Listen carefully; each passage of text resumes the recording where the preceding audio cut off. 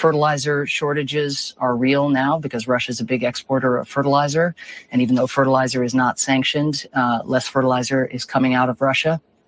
As a result, we're working with countries to think about natural solutions like manure and compost. And this may hasten transitions that would have been in the interest of farmers to make eventually anyway. So never let a crisis go to waste, but we really do need this financial support from the Congress to be able to meet emergency food needs so we don't see the cascading deadly effects of Russia's war extend into Africa and beyond. Fertilizer.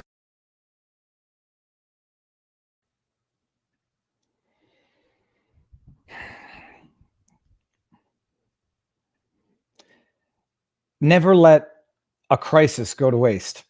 She actually said the quiet part out loud. First of all, I'm going to replay this just for a second. And I want everyone to focus on the eyes. The eyes are the window shortage of fertilizer. Hey. The eyes are the window to the soul. I'm going to put myself on mute and just stare at her eyes. And just tell me if these eyes ring of sincerity or absolute insincerity. Maybe I'm projecting, but I'll explain in a second. Fertilizer shortages are real now because Russia is a big exporter of fertilizer. Can't do it. Look at the fake feigning, like right there, the fake feigning of concern. Maybe I'm projecting. I see deadness in these eyes. I see deadness in these eyes, and I want people out there in the world to tell me if you see deadness in my eyes, or apathy, or boredom, or fatigue. If it looks like I don't love doing what I'm doing, I want people to tell me. Now, it might be because I'm tired or stressed or don't actually love doing what I'm doing, or it might just be a bad day. But I need to know, because there is, in my humble, opinion, I can tell when people look disingenuous, when they don't look like they believe in what they're saying, or when they just look like, please take me out of here. I would like to be anywhere else but here. And if I ever look like that doing what I'm doing, that might be the day to end it. But I have no doubt. I forget, what's this person's name? I forget what her name is. I have no doubt that this person just wants to be out of where she is, much of the same way Saki does. I look at Saki's eyes and maybe I'm projecting. I see someone who doesn't believe in what she's saying, for the life of her just wants to get out of it and never wants to be back in that position, because I think they now fully appreciate that in order to be the mouthpieces of liars, you yourself have to be a liar. Oh my God.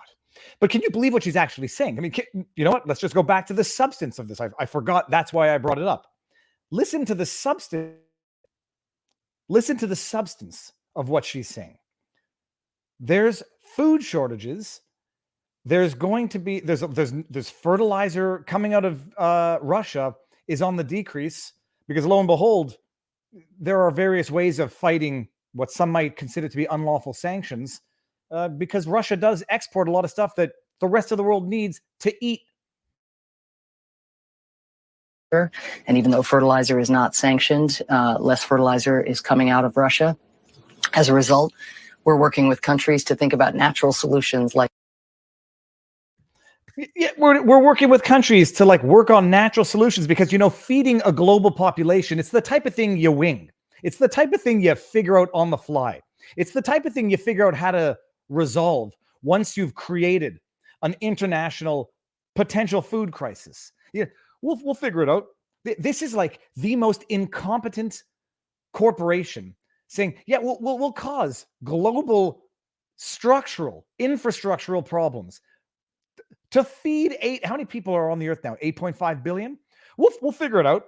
Because we'll implement it overnight. The green energy that Obama tried to do. Let's just go throw a bunch of money at some green energy companies. Saw how that turned out. We'll figure out how to feed the world's population after the big bad boogeyman Russia decides, you want to sanction me and seize assets from oligarchs and declare an all-out war on us for what is a regional conflict? Yeah, no, but you don't want to buy our oil, but you need our fertilizer to actually feed the global population. We'll figure it out as we go. Details. Like manure and compost. And this may hasten transitions that would have been in the interest of farmers to make eventually anyway. So never let a crisis go to waste, but we really do need this financial support from the Congress to be. It's going to hasten what would have been in the farmers' interests in any event. So this is now a politician saying, we've done screwed up. And we're now telling the farmers what would have been in their interest. I mean, if you don't have an alternative to fertilizing the soil, it's not in your best interest, in your interest, or in any interest in the realm of humanity to say, we're going to futz with your ability to produce food. It'll be in your interest to find an alternative way of doing it, a greener way. I don't exactly know what that would look like. It'll be in your interest anyhow, but now that we've actually made it your problem, now it's even more in your interest. Never let a crisis go to waste. Never let a crisis that we caused go to waste. If this were, I won't say it, potentially criminal, to cause the havoc and then to say, let's not let this havoc go to waste. My goodness, let's scream fire in a crowded theater. Hey, but now that people are on the ground getting trampled, let's test out our new ambulance system.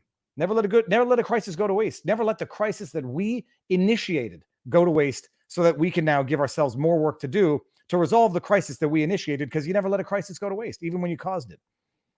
Be able to meet emergency food needs so we don't see the cascading deadly effects of Russia's war extend into Africa and beyond. The deadly effect of Russia's war. It's like a child that cannot accept responsibility for their own actions.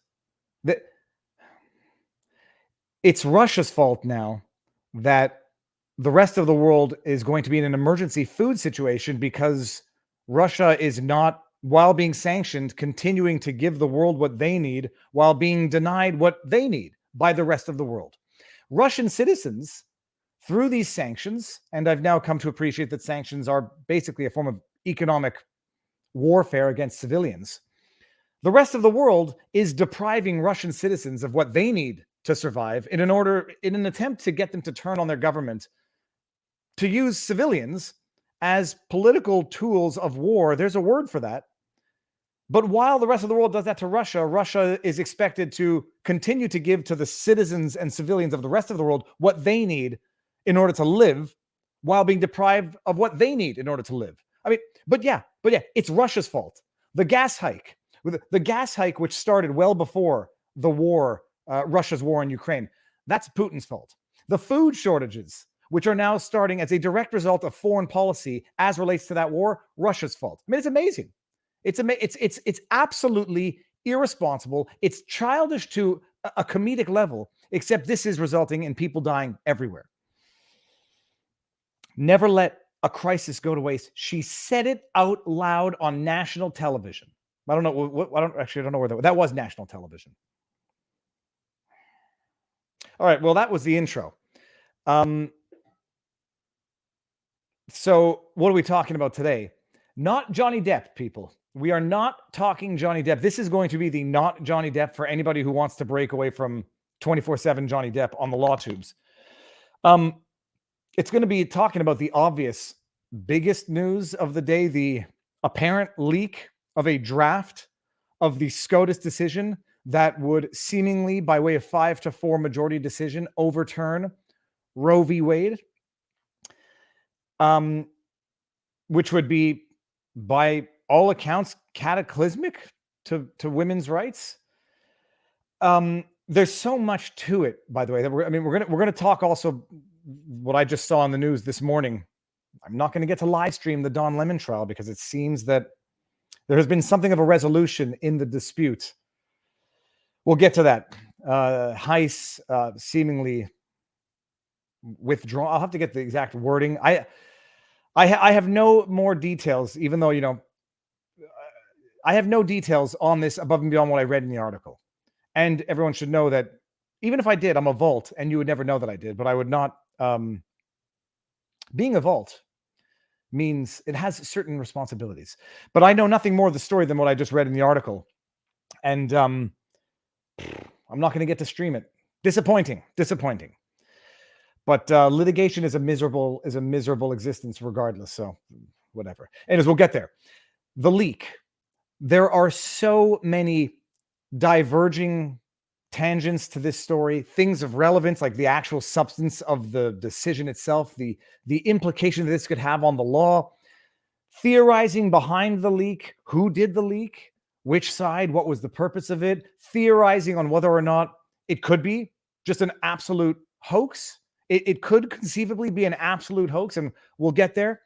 But setting all of that aside, what this is revealing in the blue checkmark crowd on the Twitterverse, the utter mind-numbing, mind-blowing.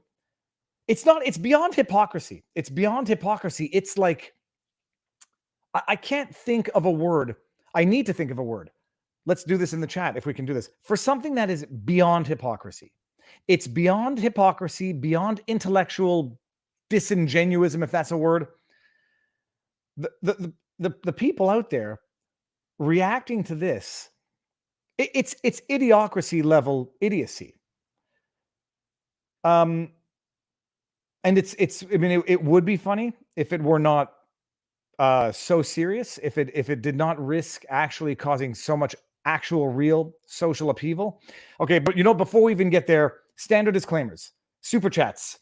YouTube takes 30%. If you do not like that, we are simultaneously streaming on Rumble. I'm going to make sure that we're there. Rumble has these things called Rumble Rants.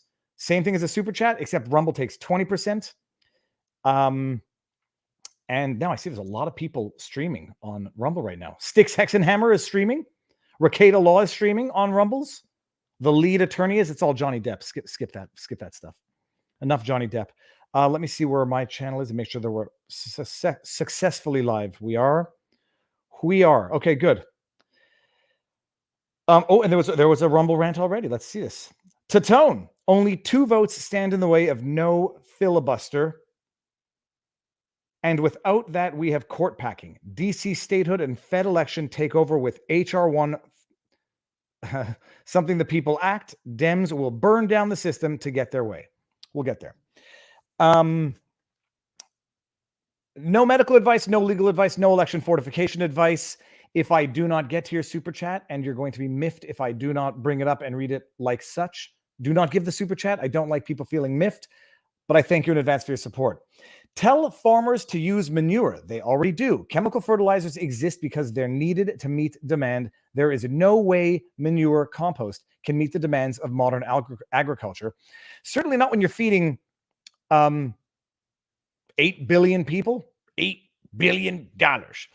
Certainly not when you're feeding 8 billion people. And as if manure is itself without environmental impact. I mean, I can tell you out in the eastern townships, manure running off into the waters has its own problems. I believe it's phosphates, causes growth of algae, which itself causes toxic water to some extent, blue algae, green algae.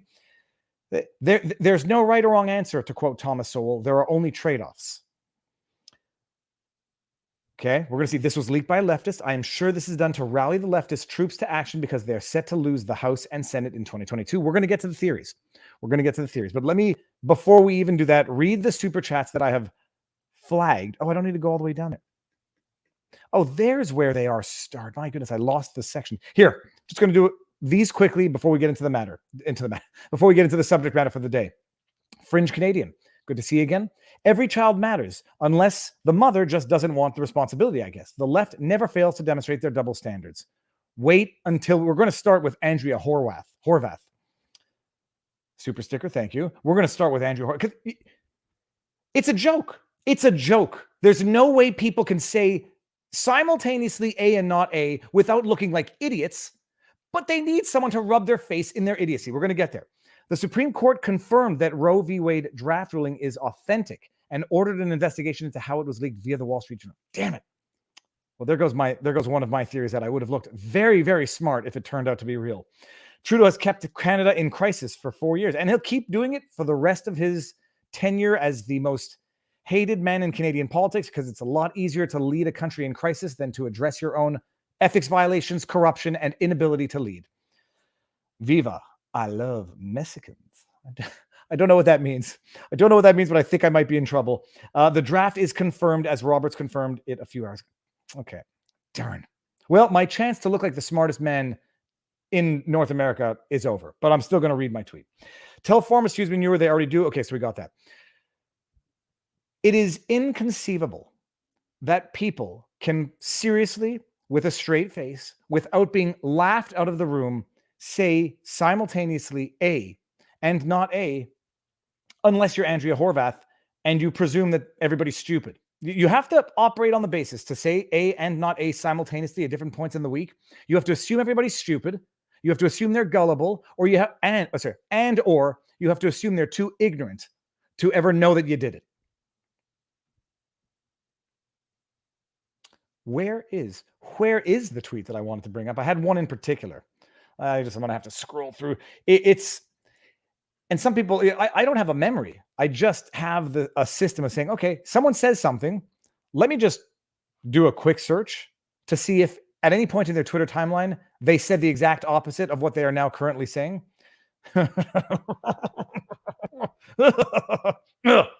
Let's start with Andrea Horwath. For those who don't know who she is, Mom Hamilton, Ontarian, leader of the Ontario NDP. That explains everything. I only knew that she was the official opposition. I don't know how the NDP is the opposition to the Liberal government now that they've joined forces. She, her. That's not the part that I'm suspicious about. What is this? Is this a peach? Is that? It's an orange. It's an orange because I'm sorry. I'm dense sometimes, people. It's an orange because I guess, the NDP is the orange party. Okay, so I'm an idiot. It's not a peach.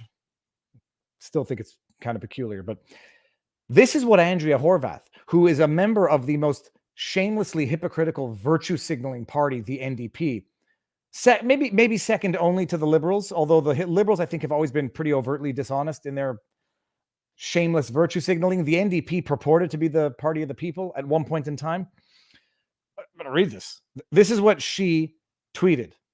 I don't know if it's solicited. I don't know if anybody asked her to put in her take on American politics. She's a Canadian politician, so I guess she has to. In as much as Jagmeet Singh comes out and says he doesn't want Donald Trump to win, stick your nose into foreign affairs, whatever. I say that with full awareness of confession through projection, people, that I comment on American politics, but I'm not a Canadian politician. Distinction. Plus, I find it interesting. Let's read what Andrea Horwath has to say for those who have not already read ahead and done your homework. People are scared. By the way, cue the virtue signaling hypocrite music in the background. If I had a violin, people are scared, sad, and furious that the U.S. may again deny women and non-binary folks their reproductive rights. I don't know what she means by the reproductive rights of non-binary folks. I'd be curious to know. I'm genuinely curious to know, but let's set that aside. We discussed this yesterday. Non-binary folks have reproductive rights as well, I guess. I just don't know if they're the same as the rights currently at issue in this decision. People are scared, sad, and furious that the U.S. may again deny women and non-binary folks their reproductive rights. First of all, this is wrong. This is legally wrong. This is legally ignorant. This is legally what's the word I'm looking for? Misleading. This is misinformation. We're going to get into what would be the impact of this draft, even if it became the judgment issued next week. We'll get into it. And it's not this. It's not denying women the right or the accessibility to the act. It's and you know what I mean by the act, capital A. Even if that draft decision, which now seems to be confirmed as a leak, were to be the judgment issued by the majority tomorrow, this is wrong. So Andrea Horwath, congratulations. You've just misinformed whoever reads you and trusts what you have to say. But we'll get there. People are scared, sad, and furious that the U.S. may again deny women and non-binary folks their reproductive rights. We have a right to control our own bodies and to make our own choices about our health. This is not negotiable. Not now, not ever. We have the right to control our own bodies and to make our own choices about our health. This is not negotiable. Not now, not ever. Unless, just hear me out, people. These are 2 tweets. Oh, no, sorry. This is the first one. This is what Andrea Horvath said. Oh, darn it. I cut the date out, so I don't know when. Recently. I fully support mandatory vaccinations of healthcare and education workers based on science and public health. Talk to me about science when you're, go back to your other tweet. Talk to me about science there, depending on what you meant by the reproductive rights of non-binary folks. I hate the word folks, by the way. I hate it. I hate the way it's used by politicians. But talking of science, tell me what you meant by the reproductive rights of non-binary folks. Do you mean to suggest that biological males who transition to females could have the act rights? They could have reproductive rights as relates to the act? They would be governed by the subject matter of Roe v. Wade? If that's what you meant, you might want to go back to science class. But she fully supports mandatory vaccinations of healthcare workers and education workers, while simultaneously asserting that we have the choices over the control over our bodies and to make choices about our own health. This is the best part. I made a mistake yesterday raising charter rights. I was wrong. I was wrong to raise charter rights. On the one hand, I'm simultaneously suggesting that women have a constitutional right to the act, while simultaneously saying I was wrong to raise charter rights. Under the Canadian Constitution, charter rights are enshrined in our Constitution. So on the one hand, she is arguing that women have a constitutional right to the act, while simultaneously saying I was wrong to raise charter rights in our Constitution. It's impossible. It's impossible. Now, someone is going to say, because I appreciate it, I will steel man the argument that she fully supports mandatory vaccinations for healthcare workers and education workers. There's a certain circumstance in which it's not your body and it's not your choice, and that's when you are in a field where you need to be vaccinated for the safety of others. Fine. Can appreciate that. Still think that nothing takes away from the idiocy of saying, I made a mistake. By the way, we're demonetized. Who could have thunk? Request review. Yeah, of course. Can't point out government hypocrisy. That's wrong think. I can understand that caveat. We'll get to it in a second, but nothing can take away from the idiotic statement. The act is a constitutional right for women in the States, but I was wrong for talking about our constitutional charter rights in our Constitution. Cannot reconcile those 2 pegs. You cannot fit that square peg into the circle hole. You can't. But on the issue of she was talking about healthcare workers and yada, yada, yada. Okay, fine. All right. I found another one from Andrea Horvath. It's this one right here. This one was from, what's the 11 month? November 3rd, 2021. So November, December, January, February, March, April. My, how much changes in 5 months. What did I just do here? By refusing to mandate vaccines, Doug Ford, by refusing to mandate vaccines, Doug Ford is catering to anti-vaxxers at the risk of our vulnerable loved ones. Now, she might still be talking about the healthcare.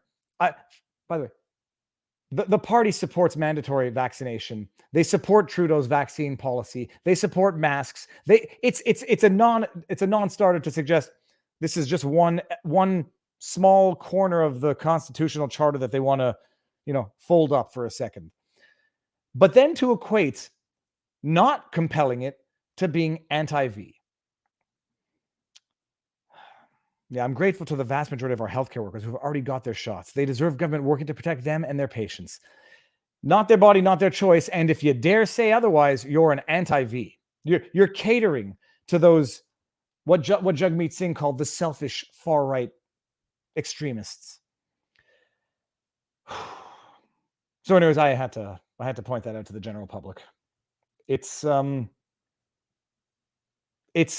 preposterous absurdity is what it is. There's no other way. It's beyond disingenuous. It's gaslighting, hypocrisy, and I don't even know how you can reconcile it as being not ill-intentioned. Like you want the credit, you want the social media virtue ethical credit for respecting bodily autonomy while simultaneously violating a person's bodily autonomy. You want the credit for being a hero, for saving someone, while simultaneously drowning them. It's not even the same as saying, like, I'm putting their head underwater, I'm going to pull them up and save their life. This is, you want credit for being a good person while simultaneously being a bad person. That makes you worse than just being a bad person. At least when you're a bad person, like T.S. Eliot, I think he said. Yeah. At least villainy sleeps. The ill intent of trying to portray yourself as a hero while simultaneously acting like the villain, that never sleeps. At least in war, they say, you deal with traitors before enemies, because enemies are your enemies. Traitors pretend to be your friends. The idea that these politicians, they want all the virtue, all the goodwill, all of the credit that goes with being thoughtful, respecting constitutional rights, respecting individual rights. They want all that credit while simultaneously taking the Constitution, crumpling it up multiple times so it gets nice and soft, and then wiping their backsides with it. And if anybody hasn't seen Harold and Kumar, not Go to White Castle, that's classic. Harold and Kumar Escape from Guantanamo Bay. It's one of the funniest movies ever made. But that scene when Harold and Kumar get arrested. No, it wasn't Harold and Kumar. Was it? It was the brothers, the Doobie Brothers. When they get arrested, and the bald guy from the late night show, he's interrogating them, and then they say, like, don't we have constitutional rights? What about the Fifth Amendment?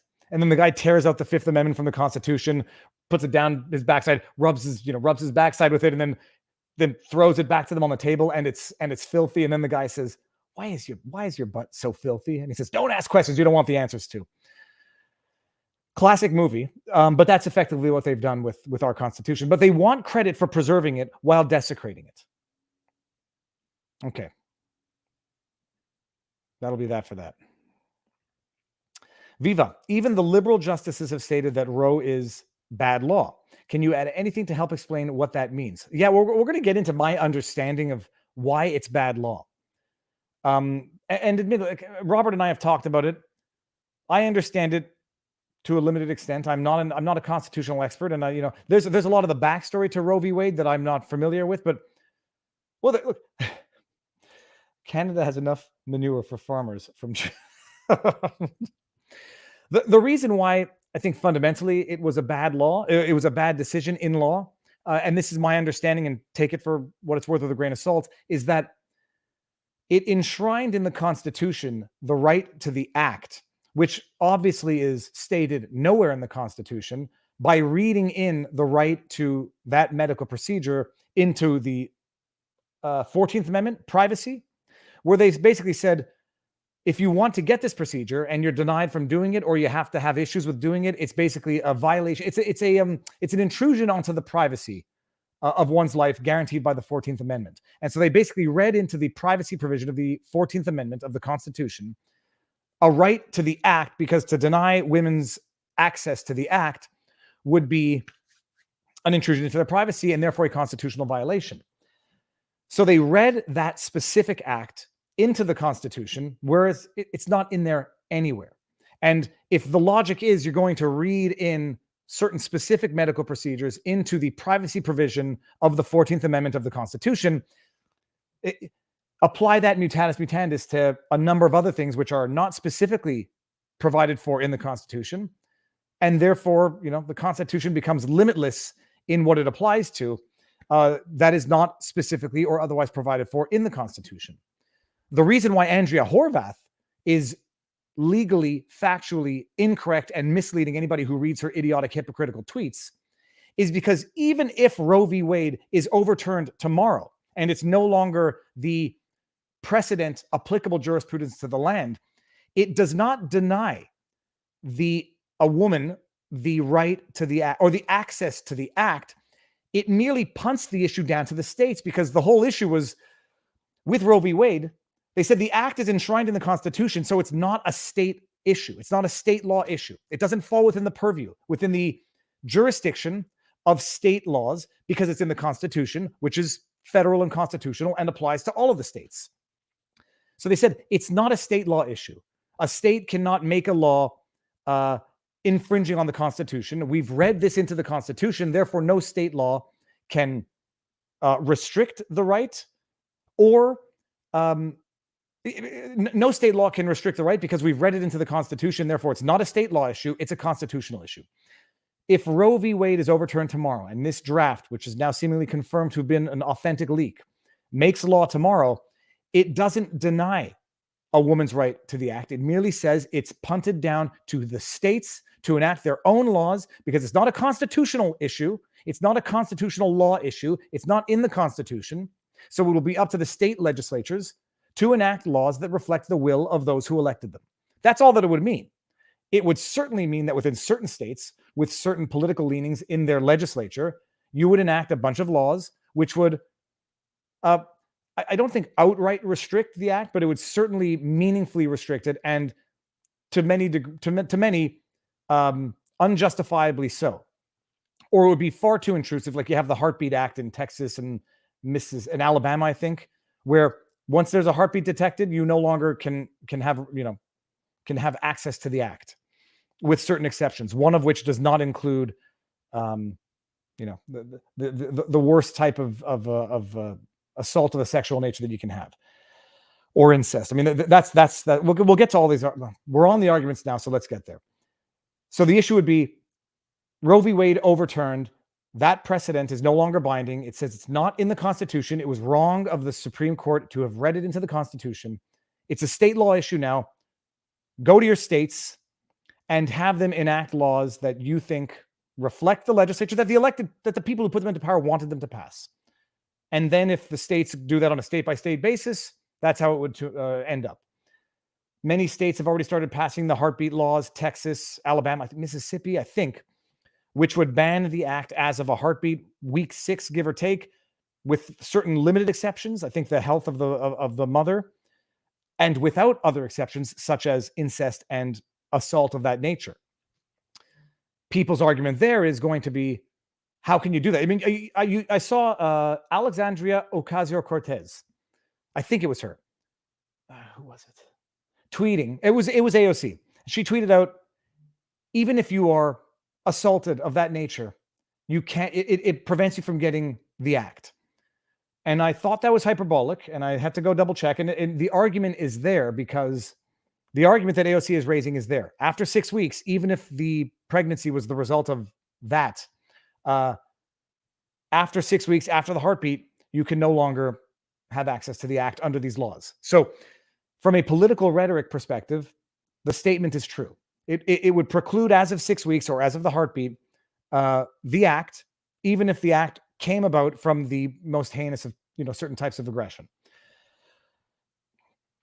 The flip side argument to that is going to be, typically people know when such an incident of that nature has occurred, and they can take the proper precautions to make sure that they do what they need to do within the time frame allowed by law. That's going to be the obvious response. There's going to be some exceptions to that where, certain types of date type aggression, when you don't even know that it had happened, could be one of the rare exceptions where you might not even know that you have in fact been subjected to that type of assault. Okay. But typically the argument's going to be, when it happened, what you need to do to make sure that, of your physical state, and therefore you can take the proper precautions within the 6 weeks, within the heartbeat. That's going to be the argument. The flip side argument to that's steel manning the policy decision.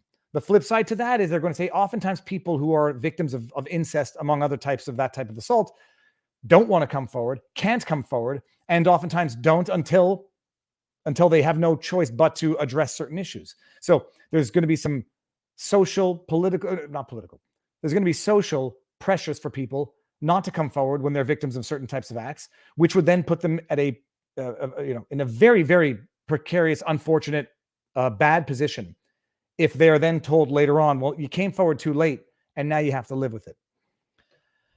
So those are the arguments. And then where you situate on this ideological spectrum is up to you. So that's it. That is the bottom line, is that Roe v. Wade, if it's overturned, does not deny, does not outlaw. It simply says states do it on a state-by-state basis. It's the jurisdiction of the state because it's not enshrined in the Constitution. Period.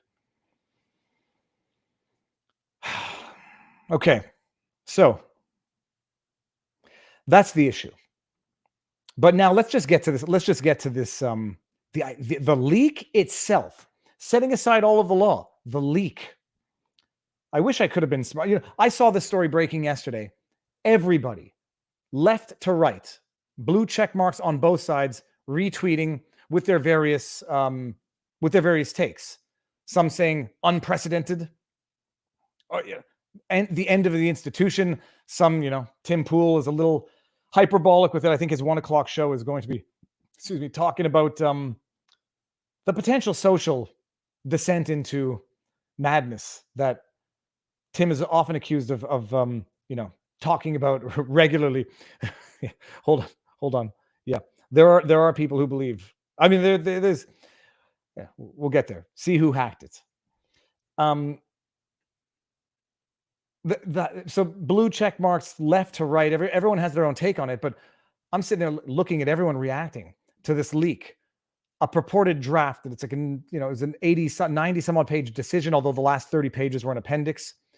Talking about this leak, and it's the end of the it's going to be conflict. It's the end of the institution. It's this, and I'm thinking like, holy crap! If this turns out to be a hoax, I mean that would be, everyone would look stupid for jumping on this, retweeting it, amplifying the story if it turns out to be an outright hoax. And I remembered back in the day, people may or may not remember this. It was because it happened in Montreal, but it made the headlines everywhere. Let me see this. Okay, I'm going to click on this. So you're not going to see it. So I'm going to have to pick it up here, close this, put it here. Okay. We're going to switch gears now, though, to a video that is going viral overnight. Wait till you see this. It appears to show an eagle swooping in and grabbing a baby lifting the baby up for a few seconds. Don't worry, the baby is just fine, but it raises the question, is this real? So, I mean, who remembers this story? Because very few, well, not everybody might know. This is Mount Royal Park, where I live in Montreal. And I know exactly where this section is. That the parking lot, if you could, you could see the arrow. The parking lot is right over here. There's like back this way, there's a little coffee shop. The house is called the Smith House, I think. Anyhow, this is Mount Royal. I know exactly where this is. When this story went viral and mainstream news started picking up the story, it was 2012. I don't think I was active on social media. I don't remember where I said it, but I said, this is fake. This is fake. I said, this is fake in my opinion. I was trying to go by shadows, and I said, this is fake because I know where that is. Although we have these things called golden eagles in Quebec, I don't know that we have golden eagles, which is a type of eagle, living in Mount Royal Park. We might, but I didn't think we had it at the time. There was some issues on the weather because I think it was winter time, and there was green grass in the background. I said, this is fake. And it turned out it was fake, and it was students trying to make a video to see if it could go viral. And they succeeded, but how? Because it made it to US news as a viral video. And so it was amazing at the time. You learn a lesson from this. If you incentivize a potential hoax, we've learned it many times since, but there's a lot of interesting examples where incentivizing a hoax can actually bring about people trying very hard to create a hoax, like these kids did with the CGI for a film class. I think it was hold on, let me see what I said in my tweet here. Oh, yeah, I'll bring that back up because there was I clipped from an article. Share screen. Wrong one. Chrome tab. 10 years ago here. Okay. Yeah, 10 years ago, this video of a golden eagle snatching baby went viral. It was fake. The work of students in 3D animation digital design programming. Drafting and leaking, a SCOTUS decision so well written, MSN would run with it, would be right up there. And I was thinking, like, man, it would be really, really funny, but it would be a tremendous project for someone to say, I'm going to draft a decision so well drafted, so well crafted in every respect, from the footnotes to the layout, that it can be that it could be mistaken, that intelligent, discerning readers would take this to be an actual SCOTUS decision. I mean, it would be the greatest project for law students, for high school students, for someone who just wants to show that they can draft and they can replicate somebody's style of writing so well that it would be misconstrued by the public as fake. Now, it turns out that theory looks like it might not. If it's confirmed by the court itself, that's what I said. That there goes my chance to be the smartest person in the room. But and there was one other reason why I thought maybe something struck me as a little odd. If I wanted to overthink things, if I wanted to, have the Alex Jones sort of, I now suspect everything. There was one part in it brought to my attention by, hold on one second. Brought to my attention by the intelligent folks we have following us at vivabarneslaw.locals.com.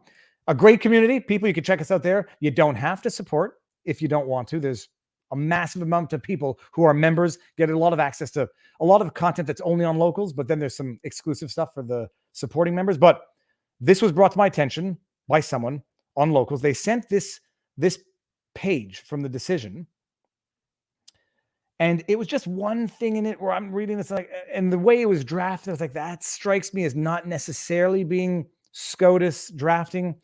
Until the latter part of the 20th century, there was no support in American law for a constitutional right to obtain the act. Zero, none. And I was like, that gave me the idea. But what a project it would be. Students, do it. Whoever can do it.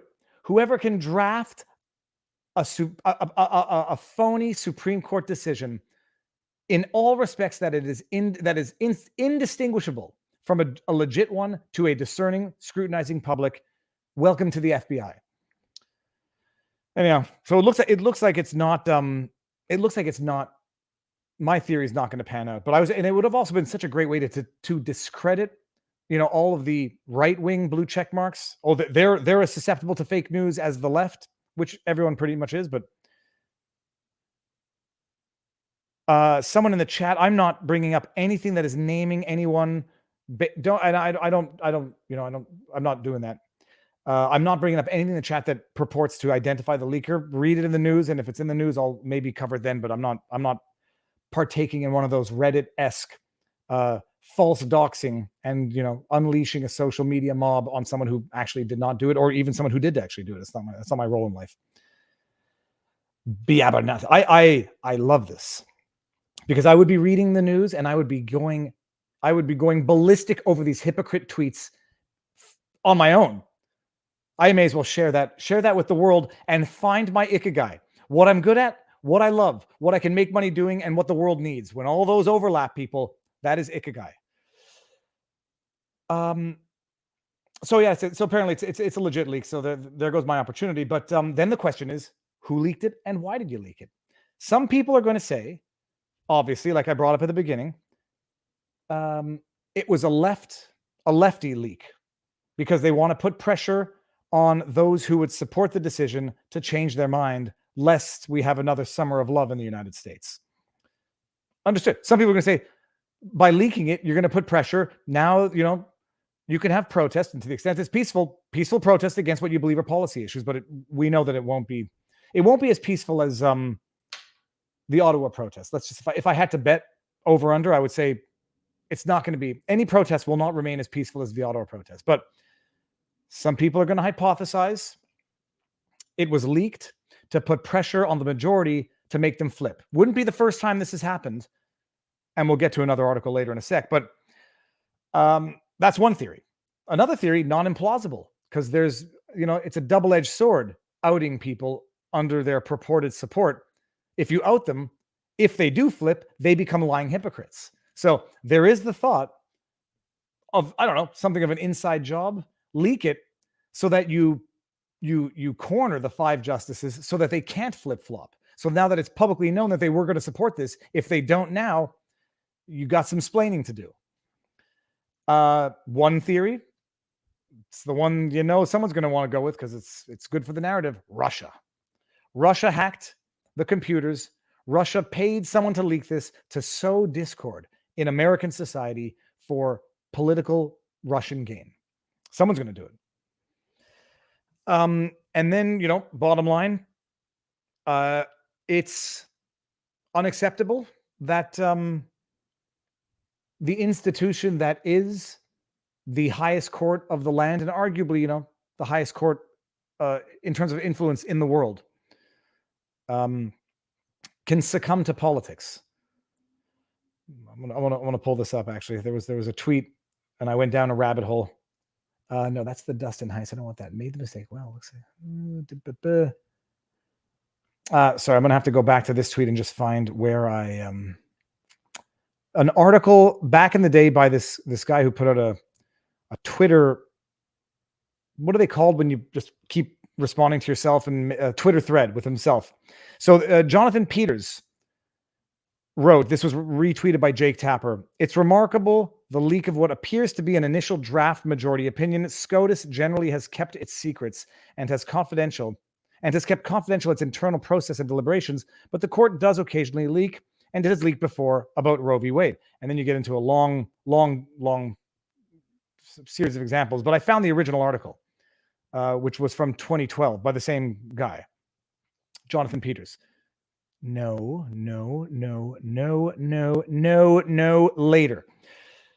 It goes over a bunch of examples, arguably different because none of them were, as far as I could tell, I tried to look up a bunch. None of them were the actual leak of an actual draft judgment. They were the leak of the outcome, like which way the court was going to go, but not leaking the actual draft decision, as far as I can tell.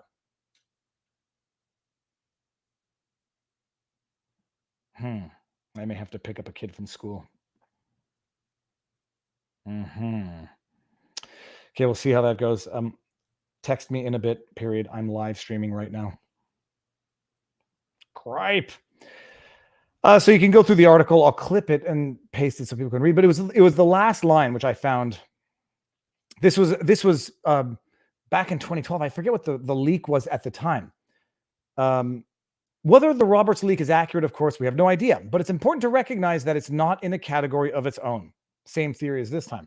Supreme Court leaks are rare, but they are hardly unprecedented. The court, just like other public institutions, is made up of political animals. We shouldn't be shocked when they act that way. Now that I think about it, I'm not sure if you can see the article that I was just looking at because darn it.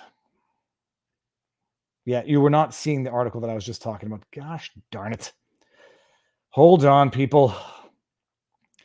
What I do love is that the guy effectively just called whoever leaked this an animal. That can get him in trouble with the crowds, people. Supreme Court leaks. Here's the article in Slate from Jonathan Peters, and I'll just go to the bottom so you can see the line that I was talking about. The court, just like our other public institutions, is made up of official political animals. We shouldn't be shocked when they act that way. All right, no, I think I can close that.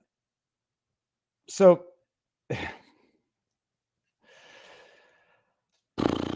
but I got to tell you, politics ruins everything, especially the law. The idea that you're going to weaponize. We know what happens. Like, we've seen it happen. We've seen it happen in trials. We've seen it happen in a number of public protests that have occurred over the last little while, intimidating the decision makers. I'm not an animal. I'm a human. That's from The Elephant Man, one of the greatest movies ever made. I watched that movie. I cried myself to sleep that night. I was young. Elephant Man with William Hurt, if I'm not mistaken. I am not an animal. I am a human. I think he said I'm a human being. But yeah, no, it's serious. I mean, it's serious, and people are. It's a meltdown on social media that, arguably, but I don't think arguably, the most important decision in the history of Supreme Court decisions, which is going to overturn one of the most important decisions in Supreme Court history, got leaked beforehand and well beforehand. Like, I think they were only supposed to render this decision in a couple of months by summer. Well, it's pretty close to summer. John Hurt. The I mean, it's huge. I mean, it's compromising of an institution. Yeah, it's a political beast. It's a political animal, and people shouldn't be surprised when those working there behave like political animals. Yeah, that is called normalizing corruption. People should be surprised. They should be shocked. They should be outraged. They should be outraged when institutions that are not supposed to be political resort to political pressure tactics, when they resort to political corruption to achieve the political ends of what are supposed to be apolitical institutions. Hey, it's not the first time that an FBI lawyer falsified evidence to submit to a FISA court in order to obtain unlawful spy warrants against, a president or a presidential campaign. It's not the first time. It's not unprecedented. Well, you know what? It should be shocking. It should be dealt with, I would say, arguably more severely, but at the very least, as severely as other legal transgressions, and not less severely. And to say, it's not unprecedented, that is, as I referred to it in Jake Tapper's tweet, finding a way to normalize political corruption. Had this been, by the way, let's just, you play the game again. I hate the game. This would be so scandalous if one could find a way to blame it on political adversaries. As of now, what's scandalous about it? Not the fact that the political institution what is supposed to be the apolitical institution of the Supreme Court is now acting just as corrupt as all the other political institutions. That's not the shocking scandal to this. The shocking scandal is that the Supreme Court is actually going to reverse what even the liberal justices, from my understanding, have said was bad law under Roe v. Wade. They're enraged about the substance of the leak and not about the fact that the Supreme Court has now effectively been compromised by whomever leaked this, if it's a bona fide leak, to the detriment of, if it's not the core institution of the United States, it's one of the three core institutions of the United States that actually maintains the integrity or the cohesion of a civil society. You want to get into a world now where there's going to be leaks from the SCOTUS and then social pressure and arguably threats of violence or intimidation to force SCOTUSes to change their decisions based on leaks of how their decisions are going to go? I don't go to Tim Pool's extent, but great. The Supreme Court of the United States is going to be as well regarded as the court system in Russia. Congratulations. Congratulations. Okay, let me read some chats. Oh, if I have to go get the kid. Let me see here. I told them you to try to be there a little before 2. Okay, I can do that. Well, there goes the entire day of streaming, but we'll make it count with the time that we have. I think my biggest problem is Scott Adams has a schedule. Tim Pool has a schedule. Nick Rekieta has a schedule. It's 24/7. I can't have a schedule. It's impossible. 2 working parents. I have a more flexible schedule, which means that my schedule for live streaming, when the opportunity arises. People forget that Roe v. Wade was for privacy of doctors, not the women. It was to keep doctors who performed the act out of jail. Okay, I'm not sure. Okay, interesting. I'm gonna ask Robert Barnes that question, and then I'm gonna defer to the opinion of those who I know more than me about certain issues. 50 members of the U.S. intelligence community say that Supreme Court leak is Russian disinformation. That, I think, is Theophrastus 3.0. That, I think, is intended to be parody for now. Come tomorrow, if Babylon Bee runs that headline today, tomorrow that's going to be the reality. Not sure I concur with your politics ruins everything statement. Politics is the art and practice of negotiating the greatest happiness of the greatest number. I'd say activism ruins everything. I disagree with your definition of politics, actually, Alex. I would say politics is the struggle for power, which is why politics is not unique to politics. Politics infiltrates business. It's the struggle for power. It's the jockeying and jostling. It's the fight for power. You have politics in the office setting, which is not political in nature, but it is the game of politics. Backstabbing, lying, covering your ass, throwing other people under the bus. And no, this is not hashtag confession through projection. This might just be my own lived experience, not as the perpetrator of these things. Politics is as much art as lobbying is art. I agree with that. There's no question. Joseph, beautiful avatar. And then we have how lovely how those professionally printed signs were first thing this morning. Also, how well worded were all those Democrats' tweets and public statements when I read at 5 a.m. I'm going to double check about the printed signs. That would be interesting. That I learned from my run for office federally in the last federal election when they called the election. I'll fully recognize my campaign was not ready to go at the drop of a hat, but my goodness, the NDP had signs at every street corner the day they called the election, which leads me to believe that some knew the election was going to be called on a specific date before others, or they just sit around with massive tons of cash and have a number of signs just ready to go for if and when, or they just planned ahead and knew that it was inevitable. And the ant that worked through the summer, or was it the grasshopper? You know what I'm getting at. Okay.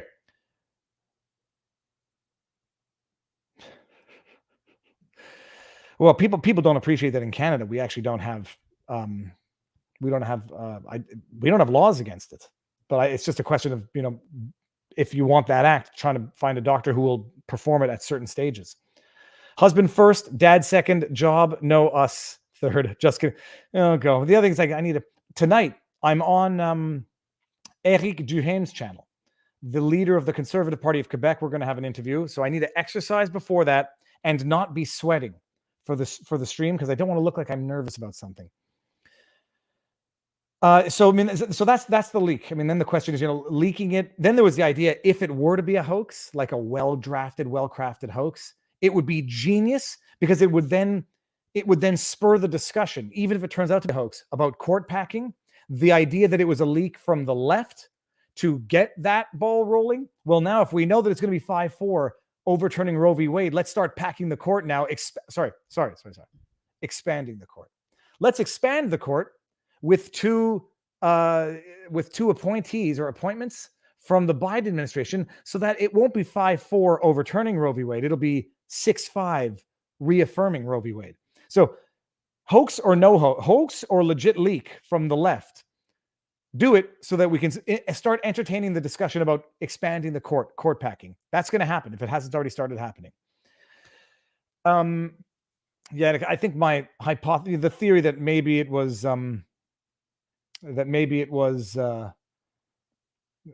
someone from the right trying to put pressure on the 5 to stay true. Less likely than likely. Oh, no, that's not. I can't take that call. Viva, any plans on watching Dinesh's new documentary, 2000 Mules? It has to do with the 2020 Rumble watch party. I will get in touch with some of the people at Rumble. That might be a good event to plan. But yeah, 1,000% I'm going to watch it. Not necessarily going to say I'm going to agree with it or everything in it.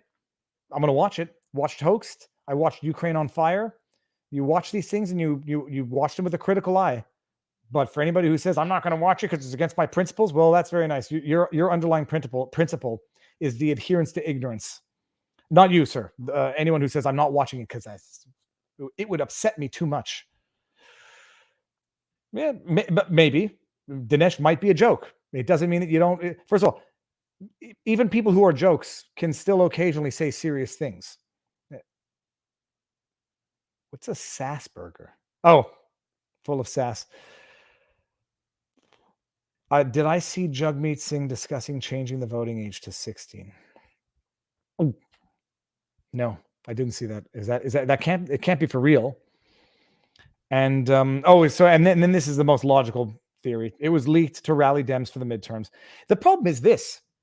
I don't think quite as many people, how do I phrase this? I don't think there's quite the level of vocalness about overturning Roe v. Wade versus the level of support that I suspect is among the general population for the underlying issue. You're dealing with a spectrum of whether or not the act should be permitted, from never, from conception to always until, if we're asking Norfolk, until after delivery. So you're talking on those two ends of the spectrum. Outright never, pretty much outright never restriction. If anybody doesn't know what I'm talking about, it was Norfolk, right? The guy who was caught on a podcast saying, what if the woman opts for the act after delivery? And he says, well, we'll keep it comfortable. We'll keep he or she comfortable until the mother makes her decision. Shocking and horrendous stuff. But between those two ends of the spectrum, I think the vast majority of the people fit within what could be agreed upon as reasonable limitations for something that people do not like, regardless of whether or not you support the act or a woman's right to have access to the act. Whether or not you support that doesn't mean that you like it, and it doesn't mean that that it's that people feel good about doing it. It's sometimes people, they want it. They still believe you should have the right to do something that you might even not want to do, but it's the lesser of the evils at that point in time, or the lesser of the hardships. Sorry, at that point in time. And remind me, I'm going to get to the discussion I had at a house party on this issue, which led to people in tears and me not being invited back. But on the two ends of the spectrum, I think the vast majority would probably be 80% of the people would be found within 80% common ground. No to never, and certainly no to whenever. And then it would be yes with certain restrictions, which I think the vast majority of the people could probably agree upon, with certain exceptions that the vast majority of people could probably agree upon.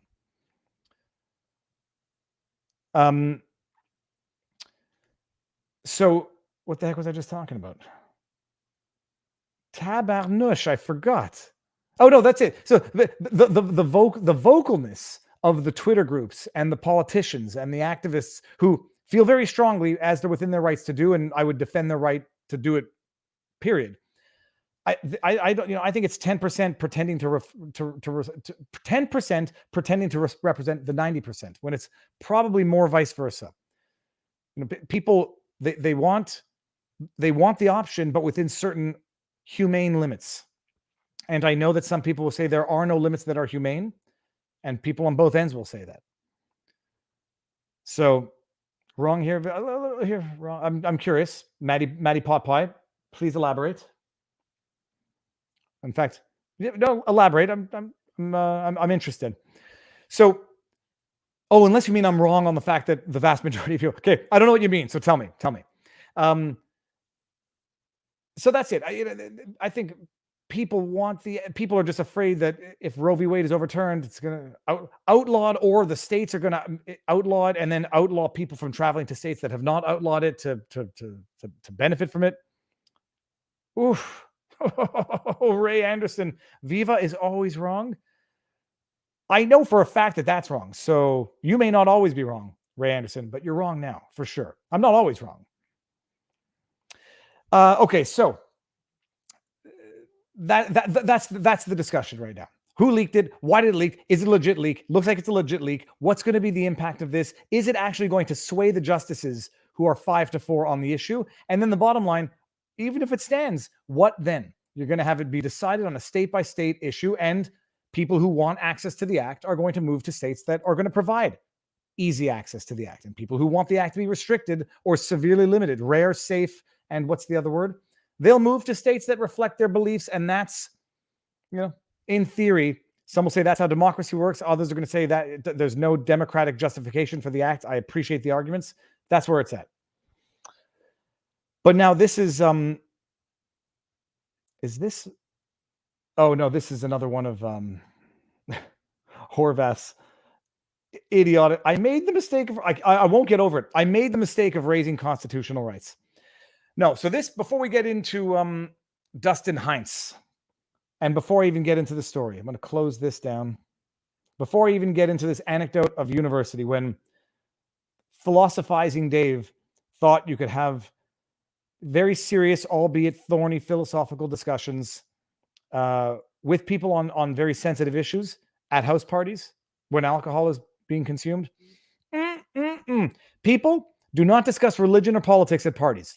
It's a good rule. It's a good rule. Of course, what's left? I'm not going to a party if I can't discuss politics. Or let me rephrase, the law. We can always discuss the law, and whatever overlap is there, it's not my fault. Viva. I and my best friend speculated on probabilities of next created outrage when George Floyd's riot waned. This one topped our list since October 2020 and predictable as Joe Reed crying racist. Well, here, Marcia Levine, it's interesting. This was it was the obvious one on which there would be mobilizing for political and ideological reasons. The only problem is if you keep making renewed predictions and then eventually they come true, I'm being hard on you. But no, this was the big one. But there will always be one. No one could have really foreseen Ukraine becoming the next, I'd say media and politically exacerbated, encouraged outrage. No one could have foreseen that, or at least the degree to which the media has really tried to nationalize that foreign conflict. But this one, this was. It will always be there. This one and any Second Amendment right, any Second Amendment issue will always be front and center on the political fore of the United States. The fact that it requires so many qualifications attests to individual states being the only legitimate venues to decide. Yeah, and if you don't like the state or its policies, you leave. You vote with your dollar. You vote with your feet. Oh my! Speaking of feet, my foot is itchy. So. Here is where rare, safe, and legal is the saying, however, the left stopped using because rare connotates that it's morally negative position. Yeah, that's I think Clinton in at one point in time said it's a necessary evil, or he said, nobody wants it, but everyone wants to have access to it. But no, so this is a decent segue. Or hold on, let's see this. Michael Fowler. I mean, I could steel man this argument as well. And so, incidentally, I once upon a time, I still have the same theory. We were at a party, story time with Viva Fry. We were at a party, and it's a philosophy I adopt in life. It's the unnecessary taking the life of anything. And I'm not stupid, people. I know when I have I say if you take the life of an animal to eat it, that is an ethical. It's an ethical thing. It's within the DNA of what we are as creatures. And I know that people say, well, you don't have to live off animals and yada yada. I know that, except I know scientifically there are certain, brain development that requires, or at the very least for now, necessitates certain types of proteins that people get from meats. That evolution, human evolution, sort of went on an increased overdrive when we started consuming certain cooked proteins. But I'm at a house party. This is back in McGill days, and I'm studying philosophy, and I studied feminist philosophy. Andrea Dworkin, the likes, didn't get a very good grade in that class. Apparently, on one of my, not theses, one of my essays, I wrote the teacher's name. I wrote Ms. whomever. And I did not write Ms. to be degrading, because I wrote Mr. for all professors. I never once had this incident with anybody, except in this particular class. I wrote an essay explaining why I disagreed. I think it was Andrea Dworkin who said that sex is a male-dominant act by its very nature. And I did not agree with that statement or that theory that anything that is inherently natural could be inherently immoral in any way, shape, or form. Hence, eating meat. So I wrote an essay saying why I disagree with it. I think it's fundamentally illogical to moralize acts of nature. Like lightning is not immoral. Making babies is not immoral in any way, except in any way that the human wants to impute morality to an otherwise natural act. I put Ms. whomever, and if she's watching right now, she might remember this, on my thing. I said, this is the essay titled by David Fright for Ms. Baru. I get the essay back. In addition to getting a C-, it crossed, the teacher had crossed off Ms. and put doctor. I knew I was in trouble. So that isn't even the story. But I had never, this was not a gender. I do Ms. and Mr. for every professor. Never once before and never once after ever had that problem. And I have not resorted to saying doctor, because you don't know when the professors have a PhD. Sometimes they don't. Anyhow, that would explain the grade, and that would explain the class. Reading some of the chats. That's not the story. So I'm at a house party, and we start talking, about the act, whether or not it should be legal. And I'm not playing devil's advocate. I genuinely believe in the unnecessarily taking of any life for convenience or for minimizing harm is morally questionable. And I'm not joking. Killing a mosquito just because it's on the window is wrong. Well, mosquitoes are satanic creatures. They deserve to burn in hell. Killing a wasp just because it's in your house and you can kill it is morally wrong. Put it in a cup, take it outside. I'm serious. I'm trying to think of like where we kill animals for no better purpose. But the taking of the life of any living creature for convenience or for minimizing inconvenience is immoral. That's the premise of my life philosophy. And applying it to the act in question, where people who decide to avail themselves to the act, the underlying question is why. And it's either I don't want it now, I'm too young, I don't have enough money, I didn't mean to, yada yada yada. And so the underlying reason, and it's the admitted justification by the individual themselves, is it's going to be better off this way than the other way. And so in that sense, one is engaging in the act in order to minimize their own suffering or their own inconvenience. And that's the motivating factor. I said, well, that's, whether or not you believe in whether or not people should have access to it, that's the underlying moral question. And that's, the way I feel about anything. It doesn't have to be a human life. It's just, go around killing birds with a BB gun, even if they're in your backyard ruining your plants, is morally wrong. Whether or not you decide to do it afterwards, that's up to you and whatever else is up there in the cosmos.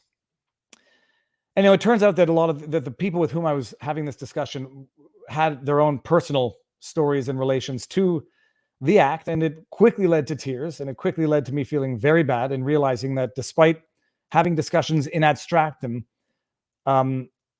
you can't do it. And I never did it again. And that's why for the longest time, even on the interwebs, I'm reluctant to even get into the discussions where, by virtue of your position, even if you think it's morally justified, legally justified, factually justified, you're going to upset some people. But that's it. That was it ended in tears. How could you? You have no idea what you're talking about. And it also introduced me to the world of one's personal experience trumps any actual discussion, and it precludes having the discussion with people who cannot or have not had that same life experience. So it basically limits, it's what's being done in current politics to limit who can discuss what. Oh, all right. Oh, and here, hold on. Hey, no killing coyotes. We keep you cats out of other yards. People kill coyotes. People cull, the deer because they cause car accidents or because they eat people's crops, and eat it. If you're going to kill the coyote, eat it afterwards. If you're going to kill a deer, I have no problem with consuming it. But even still, then you have higher order animals. You can't eat dolphin. You can't eat monkey, even if you'd want to. Oh, I hear the dog has found her way downstairs. I hear her behind the door. And no, so that's it. Okay, well, so this, I'm not bringing this up to be glib or facetious or I'm just going to I'm going to go to a tweet that, because it's this is the other thing about talking about holding mutually incompatible views simultaneously and trying to reconcile them. We'll get to Don Lemon in a second. Talking about it, we live in a world where people are simultaneously holding mutually, logically, factually incompatible beliefs, and how they manage to justify them to themselves or just to fail to refuse to address them. It's amazing. It's amazing in that it's the human condition. You want to believe a lie. The easiest person to convince on this earth is yourself. Oh yeah, here's the one where I said, normalize, whatever. Nobody cares about that. Here, let's just see. Where did I say it? Here. Considering the next SCOTUS appointee can't define what a woman is, who does this allegedly leaked SCOTUS opinion apply to? And this goes back to Andrea Horvath. Non-binary people might have sexual reproductive rights that don't involve things that are scientifically, from someone who trusts the scientists, unavailable to them, even if they wanted them. I mean, you have the Supreme Court justice saying, I can't identify what a woman is, while people are simultaneously saying that this leaked document is an attack on women's rights. It's an attack on women's rights. What, a woman? I don't know. I can't define it. I'm not a biologist. Who's it an attack on then? I don't know. Women. What's a woman? I don't know. I mean, and then this, the political left, and I'm saying political left because the political left, the act is a woman's right. Also the political left, biological men can be women. Therefore, it's also a men's right. You cannot work your way around these things. You have to bite the bullet somewhere, even if it means you're going to get canceled by your own tribe, or you just cannot mutually hold the same thoughts at the same time. There's no two ways about it. And the bottom line, you either have to be dishonest, disingenuous, or just broken. You cannot simultaneously hold two mutually incompatible, mutually exclusive beliefs. You can't.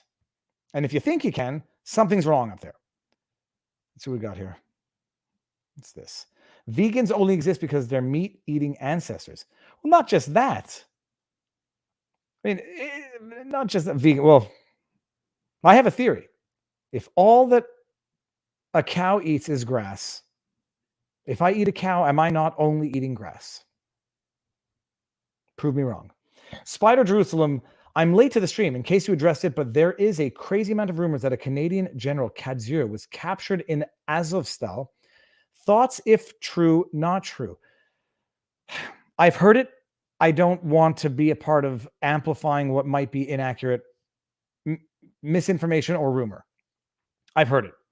Thoughts if true? It would confirm what a lot of people already believe.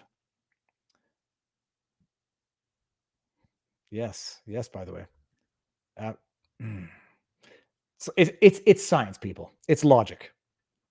You see, there you go. That's what I like, Fox. I don't like being told I'm wrong. I mean, sure, I'm wrong, but not always wrong. That's all right. So that was that. I mean, it's literally saying men can be women, and that's a fine belief to have. And then the act is women's rights. Okay? You have to follow it through. You have no choice. Logic. Facts don't care about your feelings. Logic doesn't care about your feelings. Logic doesn't care about anything. Logic is like gravity. It's going to happen whether you like it or not. You can deny that you're falling, but you're going to hit the ground eventually. It's a woman's rights. It's an attack on women's rights. I can't define what a woman is, and men can be women. Put that on a shirt. Oh, okay. Well, what else was there? Was there any other angle to this story that I thought was of interest? No, I don't think there was. I'm going to get one day I'll get my wife on for a sidebar, and she will explain, the proteins that are required for brain development that come from meat. Viva, haven't you heard? Logic is the... Oh, okay. I went somewhere else with that R word. You mean the R-ist word. I haven't turned into a troll today. I don't know what a troll. No, a troll is disingenuous, just trying to start fights. I am the honesty troll. I am going to rub people's noses into their past words. And I'm also not going to let people forget of their awful past words, the bad things that they've done while pretending to be the angels now. Justin Trudeau, Jagmeet Singh, Conservative Party of Canada. I got a good memory for certain things. Is this about state sovereignty or the right to choose? Well, that's the other issue. Is it's about state rights. Anyway, I think we've we've sufficiently milked this subject from all angles. It could still be. Hold on. Let me see. See, the thing is this. I'm going to show my own bias. I don't even care if Justice Roberts, I don't care which, let me see here. Roberts confirms leak. Roberts confirms, let me see, SCOTUS. Where is here?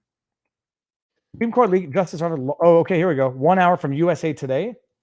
Now I'm gonna say, oh, I don't trust USA Today, and it can still be a hoax, and I can still be the smartest man in the room. Here we go. Are we sharing this? Yeah, we are. Spring showers won't stop this sale. Yes, it will, sir. Okay, Supreme Court verifies authenticity of leaked opinion in the case, but says decision. Oh, will there be? I mean, this is, well, of course the decision's not final. That's why it's called a draft. Now, are they just trying to pacify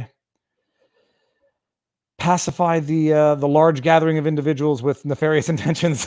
The Washington court on Tuesday verified the authenticity of a leaked draft opinion. Okay. It's fake news. USA Today's fake news. It could still be fake. I could still be smart. Anyhow, it is also the world in which we live. You just can't trust anything. And I was almost reluctant to even mention the story from back in the day because, you know, people go, oh, but it's like, it would not have been the craziest thing in the world that this could have been a hoax. It's just, we've seen crazier. Like the Steele dossier was a very long document, a very meticulously and creatively drafted document. But I guess it's like, yeah, anyway, so that's it. Are we having fun yet? I'm not sure. It's like, yeah. Hold on 1 second. Mr. Wonderful, me too. But lab meat that would be indistinguishable from meal meat would be even better. We are the reason that people suffer. You take your personal benefits over animal suffering. Well, here's an argument that I've always had as well. Cows will simply cease to exist if we do not cultivate them for food. They will not exist in the wild. So if you stop eating cows, they stop existing within short order, unless the argument is going to be we're going to continue breeding them for other purposes. All right, let's just do the Don Lemon before we forget. We're at 122 in already. Holy cows! I haven't yet gotten. Yes, I have. Okay, we'll get there in a second. Dustin. Oh, so hold on. Let's just go here. What was the issue? I was going to go get the Don Lemon. Okay, here we go. I know you can't see it yet. I'm just going to come and see. Yeah, I was excited to go meet Don Lemon in person. Just in, Don Lemon accuser drops lawsuit in its entirety, says he misremembers events. What am I looking for? StreamYard. I want to make sure we're looking at the same thing. Which we are. Don Lemon is breathing a sigh of relief after a lawsuit alleged he did very, very bad things. The lemon drop. Stuck his hands down his groin. Allegedly. And I always said allegedly, Don Lemon. Hashtag no defamation. Allegedly, and there's litigation privilege, but allegedly, stuck his fingers down, rubbed them, put them in someone's nose. It was dropped. Dustin Heiss filed the lawsuit back in 2019, claiming he encountered the CNN host at a bar, and Lemon had put his hand down the front of his shorts and vigorously rubbed his genitalia. John Lajoie, for anybody who doesn't know, go watch Show Me Your Genitals by John Lajoie from Montreal, or he's from Longueuil, just south of Montreal. Removed his hands, shoved his index and middle fingers into plaintiff's mustache under plaintiff's nose. Heiss received a flood of publicity, appearing on Fox News. Yeah, this is what you want. This is what you want publicity for in life. His case rapidly fell apart after discovery phase began, and Lemon's attorneys began investigating the case and questioning witnesses. Yeah.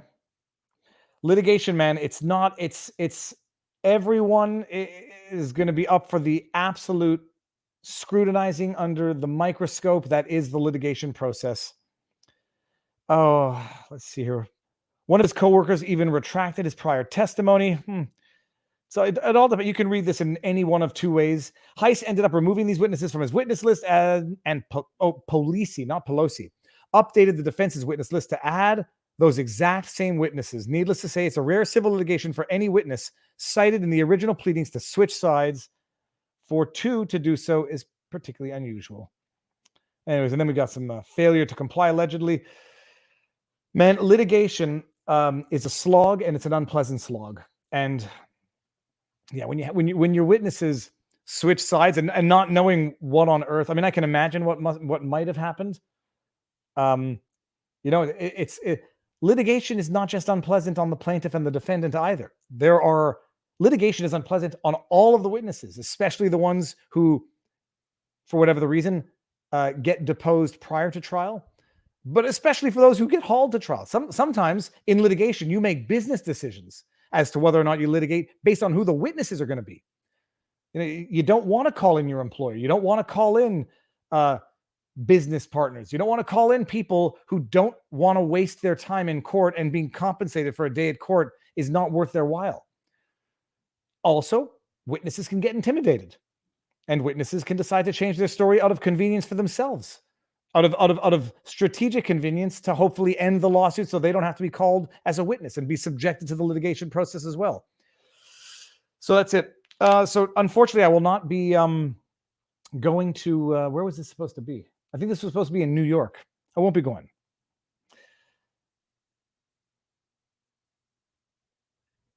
Barbara heavily, hold on a second. Can't watch anymore. You are too distracted and go down too many tangents. So there's no coherent thought. When you are Will Barnes, things go so much smoother. Slow down, calm down. If you say you can't watch me anymore because I'm too distracted and go down too many tangents, this might be your first time watching me. I am distracted and I am tangents.